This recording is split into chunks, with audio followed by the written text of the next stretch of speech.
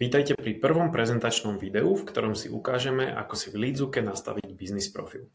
Po prihlásení sa do systému typicky uvidíte takýto screen, kde máte predefinovanú možnosť svoj vlastný biznisový dashboard.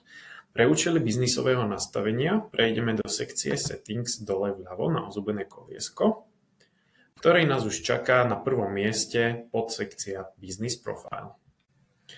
Túto sekciu vám odporúčame poctivo vyplniť so všetkými kolónkami, ktoré k dispozícii máme, pretože toto je miesto, odkiaľ sa neskôr dáta, ktoré tuto nahodíme, budú doťahovať automatizovane do všetkých predvyplnených šablón, textov, custom values a ďalších komponentov, ktoré v Leadzuke k dispozícii máme.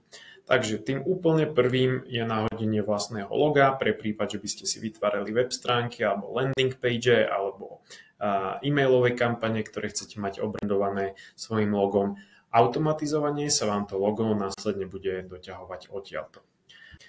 Ďalšie sekcie tejto prvej časti zahŕňajú štandardné biznisové údaje, ktoré vám odporúčame kompletne vyplniť, taktiež údaje o fyzickej adrese, na ktorej sídlite, pretože takisto odtiaľto sa to bude potom následne doťahovať do šablón pre web stránky, e-maily a tak ďalej.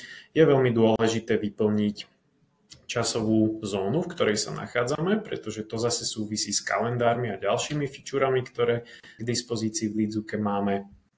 Ďalej môžeme vyplniť informácie právneho charakteru, to znamená, aký typ spoločnosti sme z právneho hľadiska, aké je naše biznis identifikačné číslo, ktoré tu následne môžeme vyplniť. V našom prípade na Slovensku je to typicky IČO.